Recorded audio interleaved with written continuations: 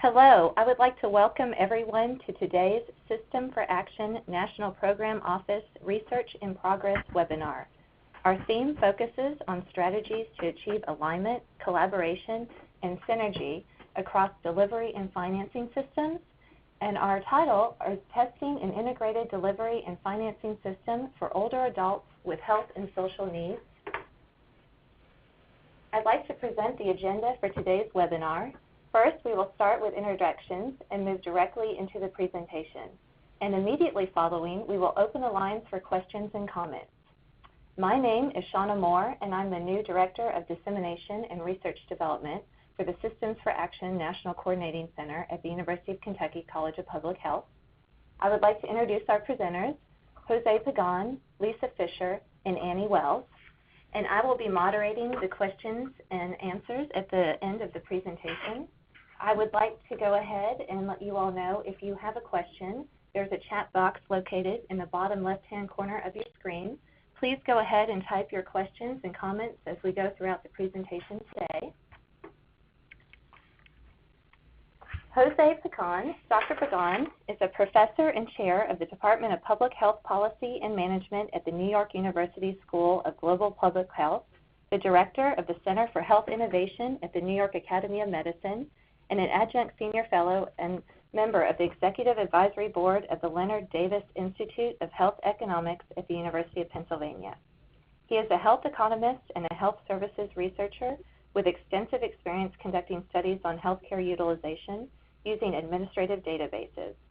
Dr. Pagán has expertise leading and evaluating community-based programs that aim to improve population health and reduce unnecessary hospital admissions.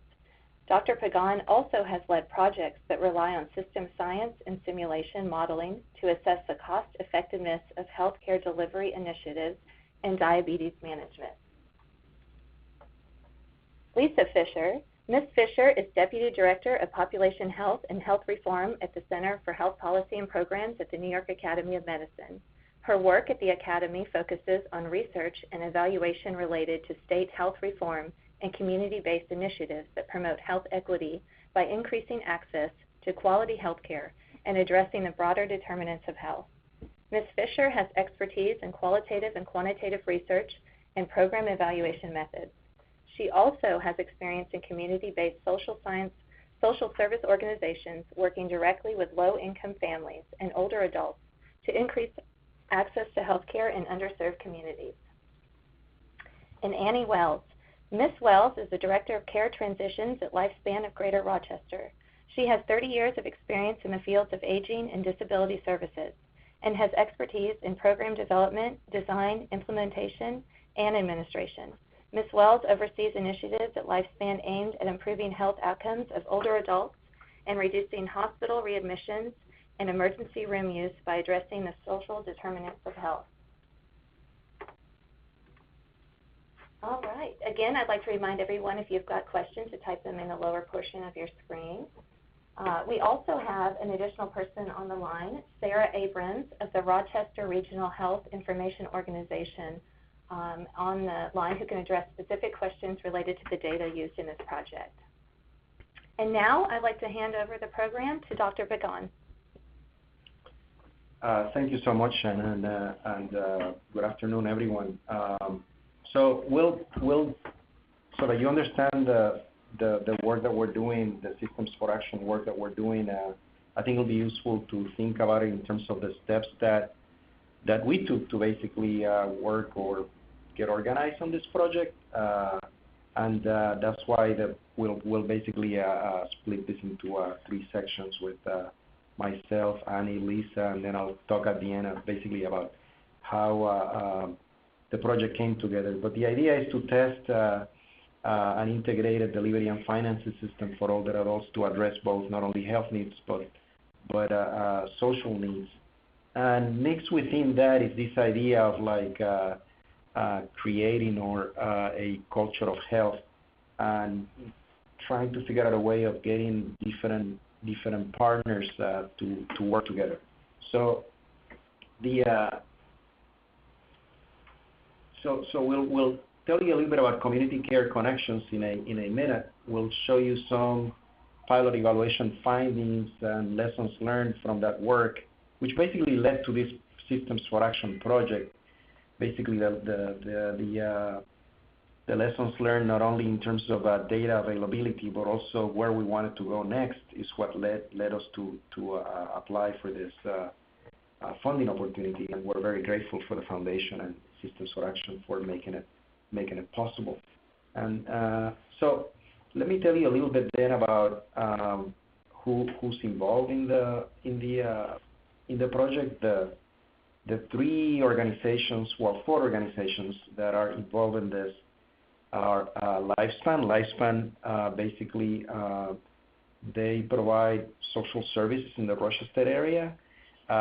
Then you have the Rochester RIO, which is the Regional Health Information Organization. They work with Lifespan to basically take the data of clients, people, patients, whichever language you want to use, and then they take that information and they're able to find out to match data so that you can basically see when hospitalizations took place, ED visits, and so on. That data then is sent to us, and then us meaning the New York Academy of Medicine and NYU, to basically analyze it.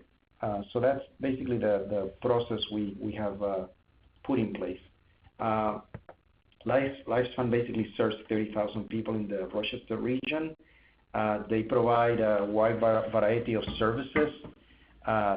Too many to basically go through this today, but Annie Wells will tell you a little bit about some of those. And then the RIO is that the piece that connects then all the different data pieces, and it's not an easy task in the sense that although they have timely data on ED visits and hospitalizations, they also have to work with the data to make sense out of it, to make sure that the information that they provide to us is accurate. So a lot of the work actually involves making sure that the process works out nicely. So in terms of the project team, the project is led by myself here at NYU, but I also work at the New York Academy of Medicine. We also have Lisa, which we introduced earlier, and she'll talk to everyone in a minute. And Yan Lee. Yan Lee it's an interesting fellow. He's a biomedical engineer that works with us at the Academy, and he does computer simulation modeling. So a component of the project has to do on how we would use agent-based modeling and computer simulation modeling to think about the different programs that Lifespan has and how to think about which different populations would benefit the most from different types of interventions and programs. And then we have Annie Wells, Sarah Abrams, and Andrea Richardson working at Lifespan and the Rochester RIO that we basically speak every week to figure out how to combine the data to make the project possible. And when we talk about lessons learned, I'll tell you a little bit about that. So, Annie, you want to take over from here? Sure. So, Lifespan created the Community Care Connections program. It's a demonstration project funded by the New York State Department of Health, and it was really created out of a realization that the older adults that we have been serving at Lifespan are experiencing gaps. They are struggling with navigating their health care, and really what we were seeing was many calls from medical professionals, older adults themselves, and their caregivers after the individual has been experiencing a medical crisis of some sort. And oftentimes really because their social needs are not being met, they're not having good health care outcomes. So we really were seeing them fall into gaps that were occurring after they leave their physician's office, after a hospitalization or an ED visit, and after home care has to close.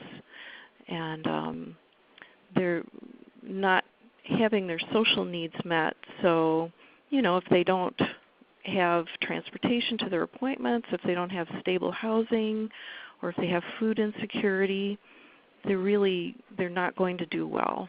So we were able to create the Community Care Connections program, and using those care access points at physicians' offices, home care agencies, to break down those barriers and silos between the community-based services that Lifespan provides and also links people to, and the healthcare system. So the primary goals are to help people stay in their homes as long as possible, reduce hospital admissions and readmissions, reduce emergency department use, and also reduce caregiver stress and burden. So how did we do that? What we did was we embedded social work care navigators in 5 physician practices in multiple counties in the Finger Lakes area. We also have a team of social workers at the Lifespan office who receive referrals from home care agencies, and also close to 30 physicians' practices that we've developed relationships with to really act more proactively to identify through a geriatric wellness screen what people's needs are, and then go about linking them with things like, transportation, making sure they have the financial benefits that they need, respite, caregiver supports, home safety modification, just to name a few things. We also have a team of healthcare coordinators that are LPNs and community health workers who are serving a subset of that group of people with particularly complex medical needs that are really, really struggling. And so you can see in the visual here that a large number of the people served are receiving social work intervention from us, and also the nursing, and a smaller percentage receive both. The healthcare coordination service is not clinical. It's not hands-on. It's really more coordination and making sure that people understand what the doctor is telling them. The healthcare coordinators attend the person's appointment with them to make sure that they understand the doctor's instructions, that they're going to follow through. They also do medication reconciliations, help that person get transportation scheduled so that they can get to their appointments, and refer back to our social work team if there are other social needs that we see that need to be met in the home. So this next visual, it gives you a kind of a real-life example of how it works. This gentleman was referred to us after a hospitalization when he was found driving down the wrong way on the highway. His blood glucose was low, and he was not managing his diabetes well. So through the Community Care Connection service, he received care coordination, got him hooked up with free transportation through his church, and in order to get him to a diabetes self-management program that we offer here called Living Healthy with Diabetes. Matter of Balance is a fall prevention program. We made sure that he got to his doctor appointments, and then you can see, the improvements that can occur once the person receives these supports. They're going to have better healthcare outcomes, decrease in emergency room use, doing better monitoring their blood glucose, improving their overall health management, and ultimately, lower healthcare costs because this person was able to stay out of the emergency room in the hospital, higher quality of life, better mobility. And so you can see here, this is a nice visual that Lisa created that shows where we were when we started with this particular client. And over the course of the year that we served him in this example, he had no emergency room visits and no hospitalizations, and his A1C was reduced from 9.8 to 7.7, which results in a better quality of life for him and also results in lower costs for the health system. And so with that, I'll hand it over to Lisa. Thank you, Annie, and thanks for the overview of the Community Care Connections program. We've really enjoyed getting to know what the program offers and how it works as we've worked with you guys. And now we want to present findings from the pilot evaluation that we did of that program. We want to present them first because we think the findings are interesting, obviously, but also because these findings are really what inspired our Systems for Action project that Jose will tell you about a little bit later. So in 2015, we were connected with Lifespan through some of the other work we were doing in the Rochester area, and they were in the early stages of implementation of the Community Care Connections program that was funded by the New York State Department of Health. And they were looking for some evaluation support at that time. And so we decided to work with them to use data from the Rochester RIO, which Jose mentioned earlier, to look at changes in rates of hospitalizations and emergency room visits for people participating in the program before and after they joined. So up to this point, when we did these analyses, we had 6 months of data for 325 clients. There's a bit of a lag time in when we can get the data and do the analyses. So the clients included in this 325 sample enrolled in the Community Care Connections program between June of 2016 and April 2017, meaning that we have data up through the end of October. Here's a slide that goes through the process that we have to go through to make sure that we're protecting the client's privacy and linking all of the different data sources that we're using.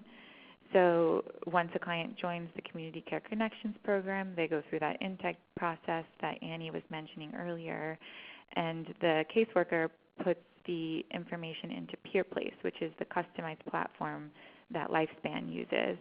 And that information on demographics, on service needs and referrals, some self-report information on diagnoses, things like that, go into the PeerPlace platform.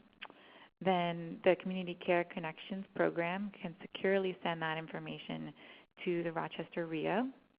And then the Rochester RIO takes that information, links it to the hospital and emergency department encounter data that they receive, and then they de-identify everything and send it to the research team, the Academy, and NYU. So here we have a quick demographics slide that we'll go through quickly, but this is the sample that we have in the pilot that we're presenting here. You can see most of the clients are 70 years old or older, and about half are over 80. The population is mainly white, and then next most represented is people who identified as Black or African American. And that's fairly reflective of the population that's in the greater Rochester region. We have some missing data on poverty status, and so that's something we're working on addressing going forward. But you can see here that about a third is below 185% of the federal poverty level, and about a third is above that. But we are missing data for a pretty large proportion, and so we're going to be working on addressing that going forward. And then here we present some information on health characteristics of the population. You see that most of the participants have Medicare, and about 1 in 5 is also eligible for Medicaid. And you can see that about 2 out of 3 have a disability, and about 2 out of 3 also report having a poor quality of life, and about half say they have a caregiver. So here's a quick summary of what we found. We summarized the findings from our pre-post analysis, and this was again 6 months before and 6 months after people joined the program. So overall, we've seen a decrease in hospitalizations and a decrease in emergency room visits. And then we did some calculations to estimate changes in costs that result from that. And it's important to keep in mind that these numbers are still very preliminary, and also that we don't have a control group in this pilot study, and so all of the numbers that we are about to present should be taken with a grain of salt, especially since there are many health reform initiatives going on in New York State right now that have the same goals of decreased hospitalizations and emergency department visits. But still, we thought the numbers were interesting. So here we present, we show that there were statistically significant decreases in the number of hospitalizations and ED visits per client after they enrolled in the Community Care Connections program. And an easy way to think about these numbers is that out of 100 clients, there were 15 hospitalizations before Community Care Connections enrollment and just 7 after. Or out of 100 clients, there were 56 emergency department visits before they joined the program and only 39 after they enrolled. So that was the rate, and here we present the actual counts and the numbers that we saw. So you can see the number of people with any hospitalizations drops by 59% after Community Care Connections enrollment, and emergency room department visits follow a similar trend, but that drop really happens in that there are 41% fewer people with 2 or more visits to the emergency room after enrollment in Community Care Connections. So as we were going through the findings, we heard from Lifespan that it would be helpful to translate the numbers we found about hospitalizations and emergency room department visits into potential cost savings.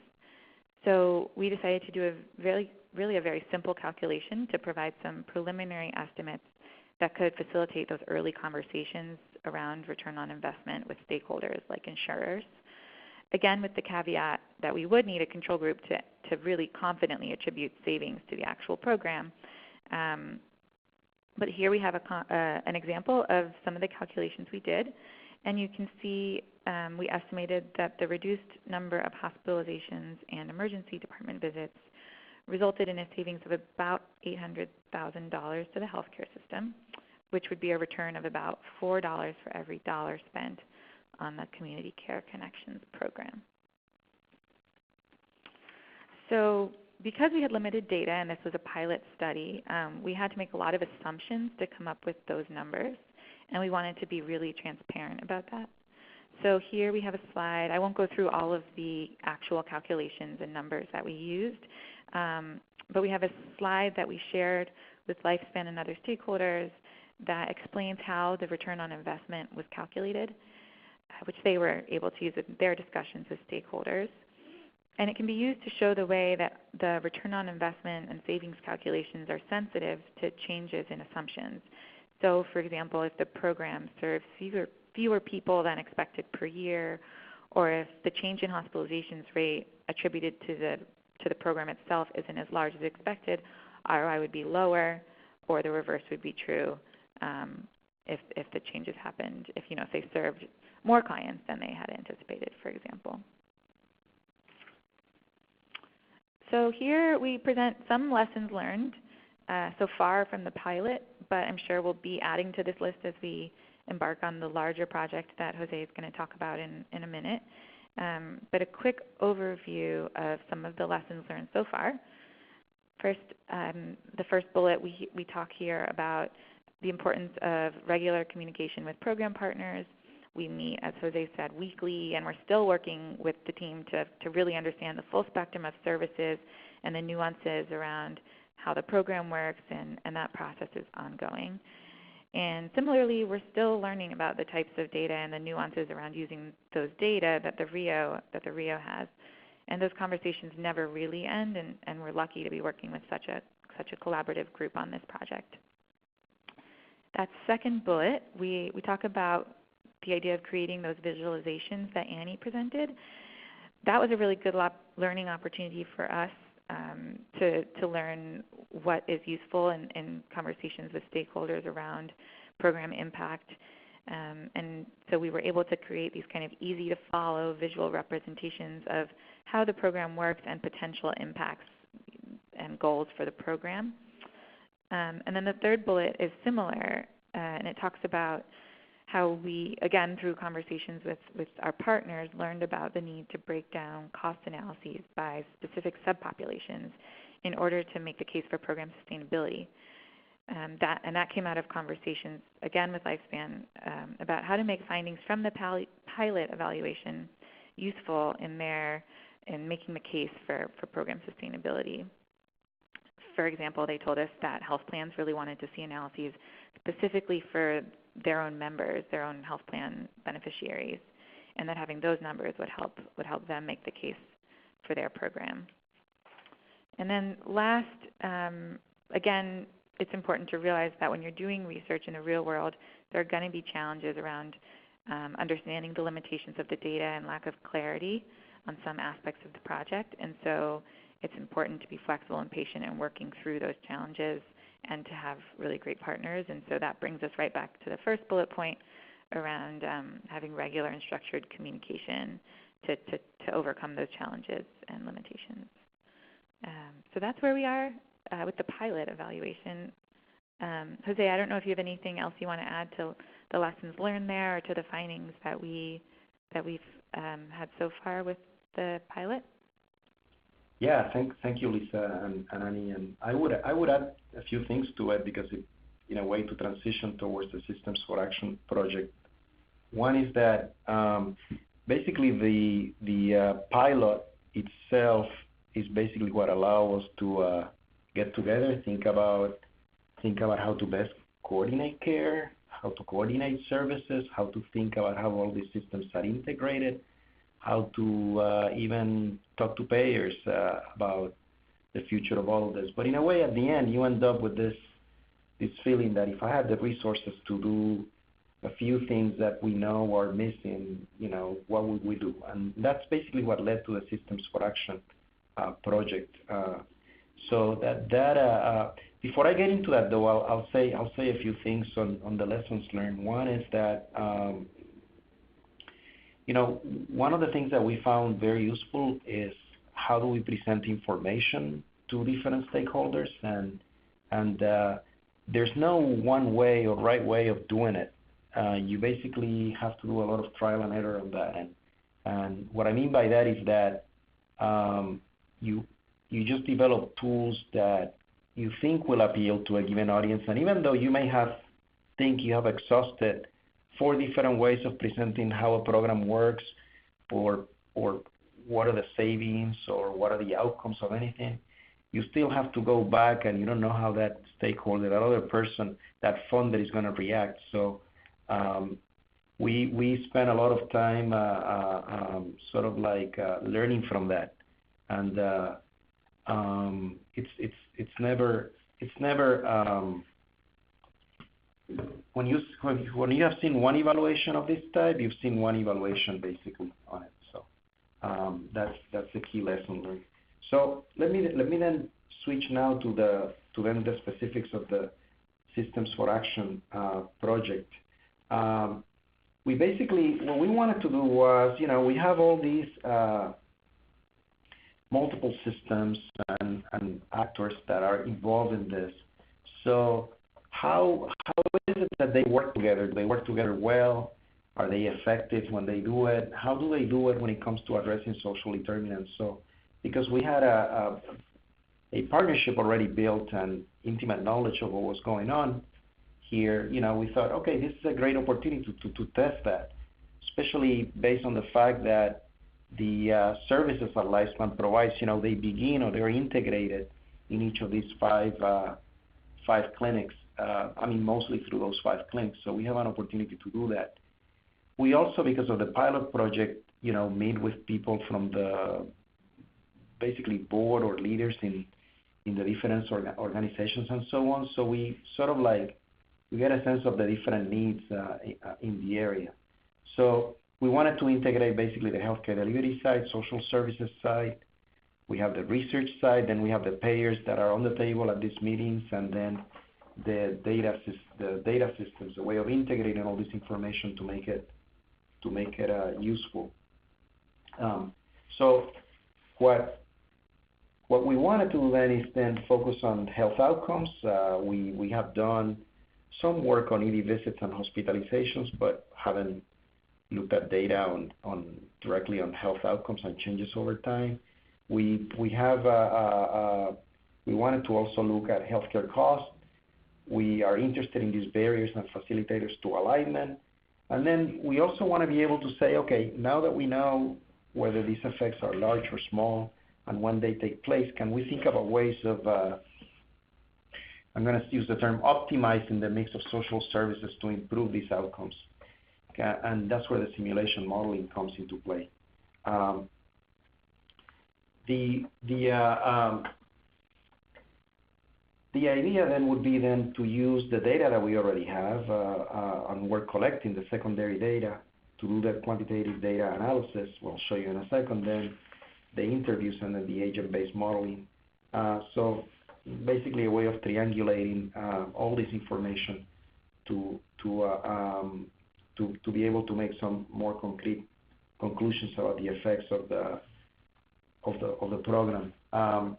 So one thing that came up, that comes up often when you present information like this to a payer or a funder, is they want to know, do you have a comparison group? And because the Rochester Rio has information on hospital admissions and ED visits for the whole region, we're basically working with them right now to figure out a way to have a pool of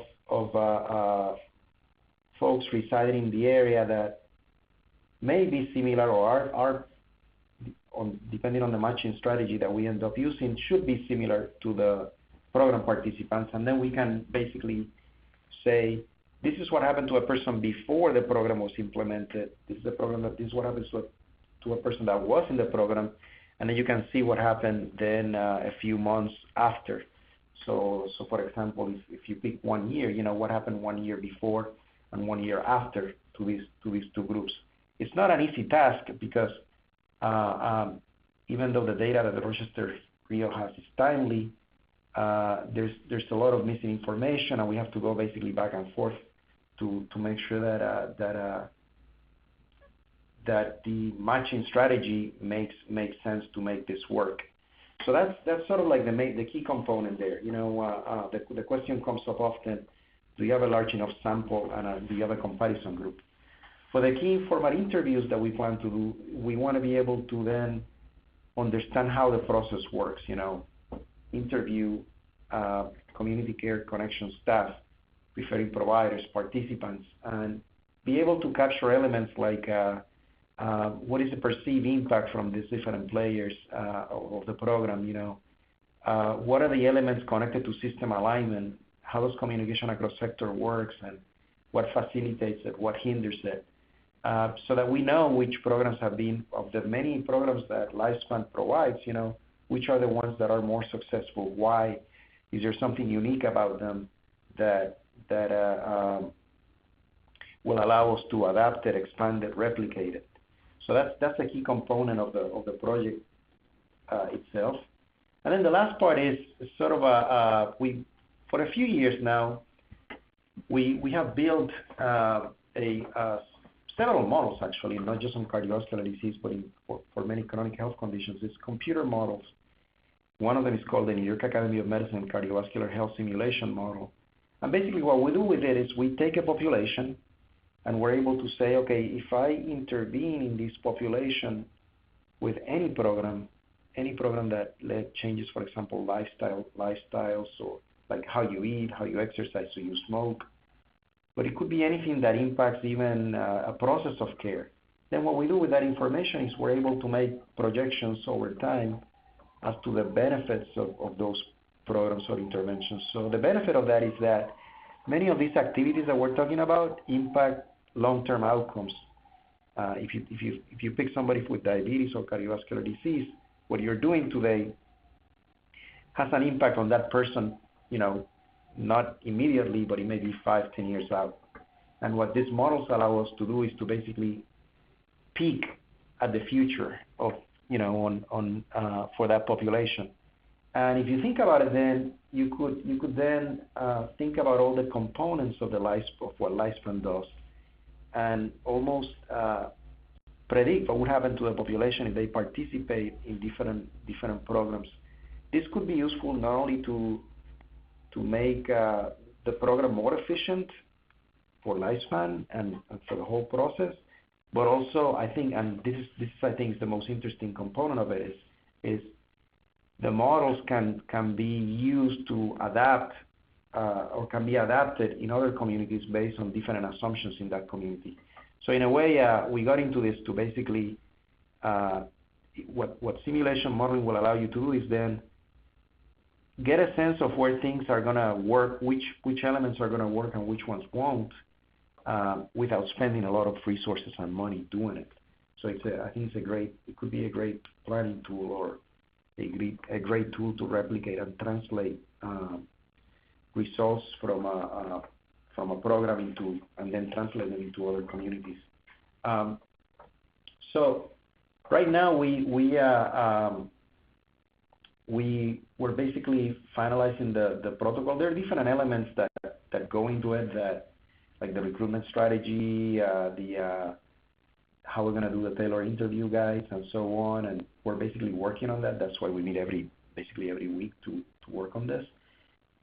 We had to apply and receive approval from the Rio has a secondary use committee, and to use their de-identified data and data on non-participants, to create this control group. We needed to get approval from them. We just received that a few weeks ago, so that's a huge win for the project. And then we need to work on we're working on the, for lack of a better term, literature review to support the system science analysis component.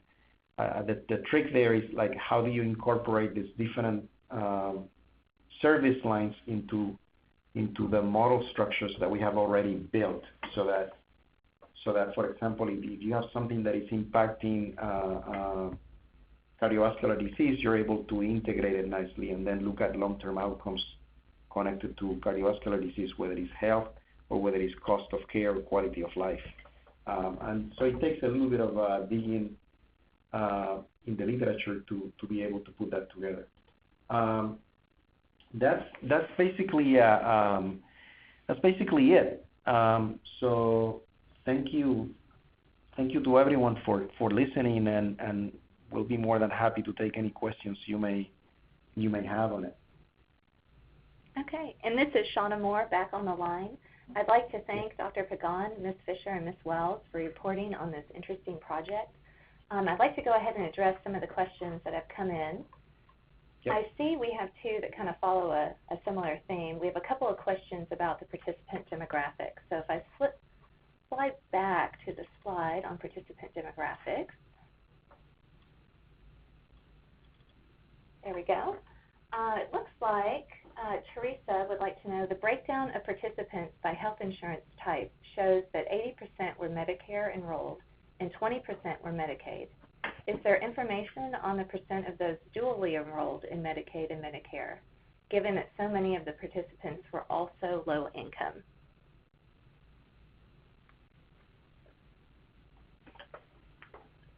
I don't know if, Annie, do you know the answer to that one, on how many of them are dual eligible? Or? Okay. This is Annie. I think that we can provide that information. What we do find is that oftentimes, even if a person is low income, unfortunately their income is not low enough to qualify them for Medicaid. But that is an area that the care navigators pay close attention to, and making sure that people are applying for Medicaid if they do meet that eligibility. So that is a good example of the kind of questions that we get, and we're happy to provide that data, and we can get that to you. Okay. John would like to know if the 325 clients were selected randomly or if they were targeted as high need. So, the 325 that are included in the sample of the pilot that we used for the pilot that was all the clients that, and other folks can weigh in if they have other things to add, but my understanding is that's all of the clients who are participating in Community Care Connections program who provided informed consent for participating in this evaluation. So they were all program participants. Does that answer your question? Yeah, and this is Annie. I would just also add that I think that number was also impacted by the amount of the time frame that we were looking at for data. Yeah. Pre and post. We needed to have a number. The number was somewhat dictated by the length of time that the person was served, because we wanted to show 6 months pre-enrollment data and also 6 months post-enrollment data. And then just also generally in terms of outreach, we communicated to our access points that we were really looking to serve people that were demonstrating difficulty navigating the healthcare system. And sometimes that was very specifically identified by the person's primary care physician, and sometimes it was more a discovery based on a call that came into, say, for example, a New York Connects advisor who could see that the older adult and or the caregiver were experiencing a need for the support that the program is providing. So let me add something to it too, which is on the sample, the number of people that participated. So what happens at the beginning when we get the data at first, you need to have a period before and after having data, and as if you define the pre and post period as, we started with we've done the analysis with 90 days, 180 days, 180 days, a year, and of course the sample size goes down if you do that. But we have done it in different ways so that we're able to control for the fact that people will have high utilization before, and it is expected to drop down once you connect them anyway. But so trying to capture basically more long-term patterns so that we're able to then confidently say that there are reductions of hospitalizations and ED visits connected to the program. But of course, without the control group, that question comes up often, and that's why we're doing that's the purpose of the grant. Okay, great. We do have a question that came in about the project's vision, and I'd like to start a discussion around that. The question is the project's vision geographic? That is, are all residents in the geographic area included eventually in the study?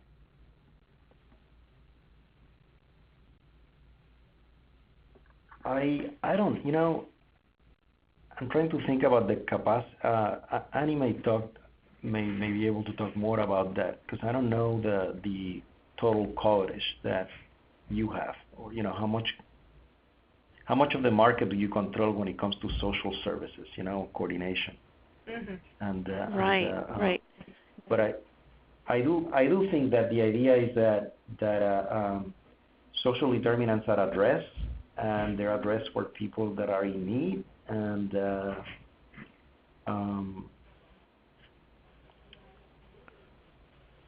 idea is that to be able to expand and replicate the program in the same area or other areas, evidence is needed, and that's basically what we have been focusing on.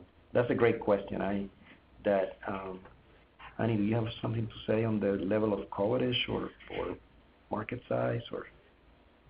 Sure. Well, Lifespan primarily offers services in Monroe County and the surrounding counties, but we do have some of the programs that we offer here do go all the way down to the Pennsylvania border.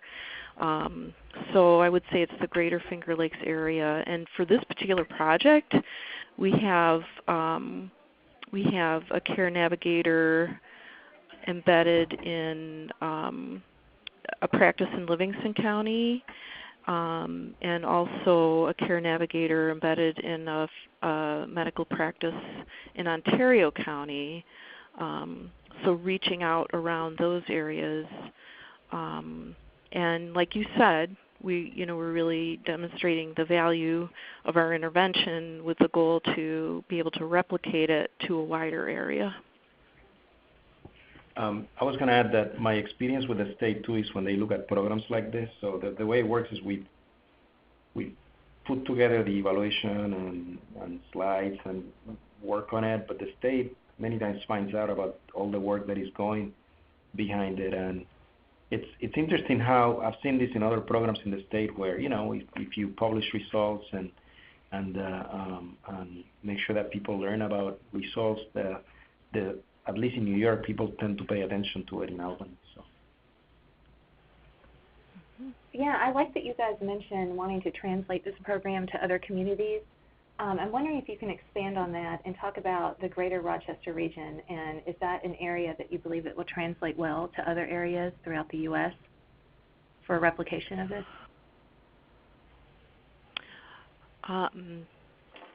Certainly, yes. Yeah.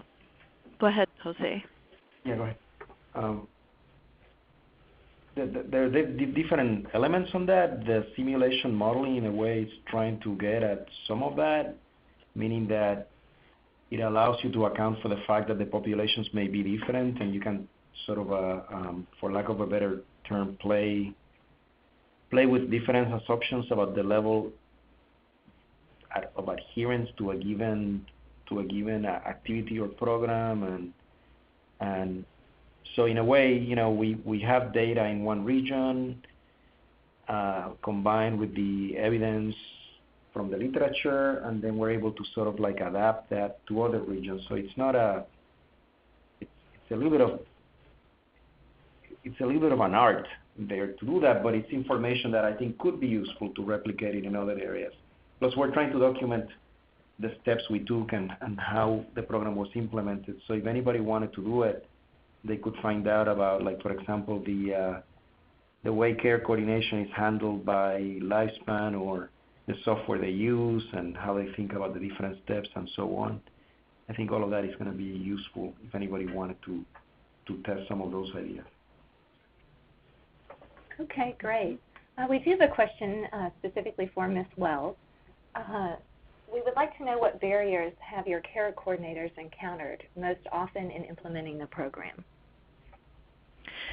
Yes, that's a really good question, and this will come as no surprise to anyone, but particularly in rural areas, transportation is very difficult. It's very hard to find affordable transportation for people that cannot self-transport. So fortunately, we have some good resources here that help our team problem solve that issue. But that can be very difficult in terms of finding ways to help people get to their medical providers.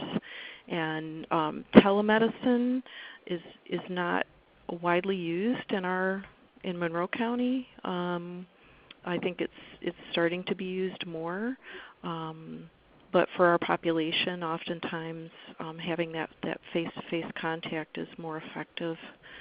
So that's one barrier. And I guess I would say that the other thing that we're really trying to do, particularly in healthcare coordination, is to help people become able to self-manage their own health needs better. And we've had some great success with many people in being able to sort of, let's say, graduate from the program, that they come to understand their diagnoses and are able to make lifestyle changes and do better to the point where we can actually discharge them from healthcare coordination. But then there are other people, particularly people with memory loss issues, who really need ongoing support, and also particularly people that have no caregivers. And so we need to find a way to be able to continue to support those individuals in a more long-term sense, and in that way keeping them in their preferred environment as long as possible, delaying that move to a higher level of care as long as possible. So I guess those are the two things that come to mind. Okay, great. Thank you. We did have a question come in, and I know we have Sarah Abrams on the line from the Rochester Regional Health Information Organization. This individual doesn't believe they have a community RHIO. Can you talk a little bit about the process, challenges, and lessons about gathering the stakeholders to get everyone on board to share the data for this project? Sure. So Rochester RIO is a public health information exchange, and we were founded 12 years ago in 2006. And I think the benefit that we had as an organization is that we were community driven. So the Chamber of Commerce and local healthcare organizations and other large employers in the Rochester region came together and decided that they wanted to start a health information exchange. So our startup funding came from within our community, with some additional startup funding through New York State Department of Health. And because we were community driven, it was easier to get stakeholders on board to share their data. In the beginning, we like to say that we were opportunistic, and so we would take whatever data hospitals and labs were able to send us. And over time, we've been able to build in more quality data and get in data from other kinds of ambulatory settings. Our funding model has changed since the beginning, and now we are the what New York State calls the qualified entity to deliver health information exchange services to our service area of 13 counties. So now New York State has requirements where different types of facilities are required to provide a common clinical data set to their health information exchange, whichever one makes sense.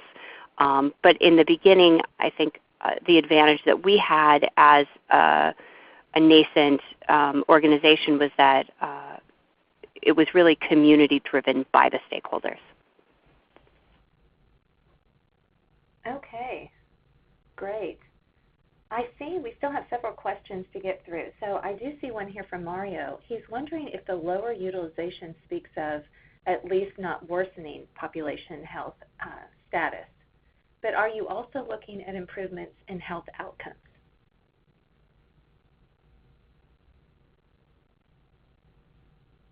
So the focus of the evaluation and the project was more on utilization, because that's the data that we could match with the Lifespan data. So we do have a little bit of information about health from the Lifespan data, but because a lot of the interest tends to be on healthcare utilization itself or inappropriate utilization of health services, the focus has been on ED visits and hospitalizations. Okay. And something that is a question that's somewhat related by Jackie is, was the CCC program only implemented with those who gave informed consent, or any client who would benefit from the navigation services? I can answer that. So the service is provided to everyone who needs it and wishes to have the support, regardless of whether or not they sign the IRB consent. However, anyone who does not sign the IRB consent. Their data is not included. And what I will say is that once we got IRB approval, we really have had no difficulty in gaining that consent. So really, the number of people who didn't give consent is pretty small number. Okay. It looks like I have just a couple more minutes, and it looks like we've got a program implementation question left. Carolyn would like to know who provided and what type of training was provided to the care navigators. Okay. So there are two types of care navigators. There are the social work care navigators, and we also have healthcare coordinators. And so the social work care navigators are led by Christine Peck, our clinical director, who provides supervision and training to each of the care navigators on a regular basis. And the healthcare coordinators are supervised by an RN who provides regular training to them. And so I would say there's an initial training period, and then there's ongoing training and supervision driven by caseload review.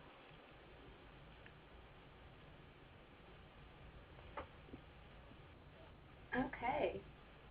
It looks like I just have a couple of minutes left. Can you guys quickly explain how you accounted for regression to the mean? That is a question from Ms. Burns. Yep. Right. I guess it's part of what I was trying to say earlier, that because the program has been growing fast, meaning more clients are being added as we speak, and that when we looked at data, do we look at 3 months, do we look at 6 months, do we look at 9 months, 12 months, and at the end of the day, we did it all. But of course, when you're looking at 12 months of pre and post data, you end up with, instead of 300 and something participants, you end up with only say 100 and so on. But the results are pretty much consistent across, just so that everyone knows. When we presented it, we have used mostly 6 months, but the return on investment calculations go up and down because with 100 participants, the number of ED visits and hospitalizations jumps around a bit, but the results are always consistent, meaning hospitalizations go down and ED visits go down. Okay, great. I want to thank everyone for all their questions here today. If you have more questions or questions that we didn't address, I want to encourage you to email the presenters directly. Their emails are here on the screen. And in ending our time here today, I'd like to present everyone with a brief list of our upcoming webinars. Our next webinar will be Wednesday, April 25th, where we will be presenting testing a shared decision-making model for health and social service delivery in East Harlem. I want to take a moment to thank our presenters for such a wonderful and insightful presentation. Thank you very much, and thank you to the community of questions. I also want to let everyone know that the webinar today was brought to you by the Systems for Action National Program Office, part of the Robert Wood Johnson Foundation, and a collaborative effort for the Center for Public Health Systems and Services Research in the College of Public Health, and the Center for Poverty Research in the Gatton College of Business and Economics here at UK. If you have any other questions, please feel free to reach out to me or any of the other presenters today. We hope you will enroll in our presentations upcoming, and thank you very much.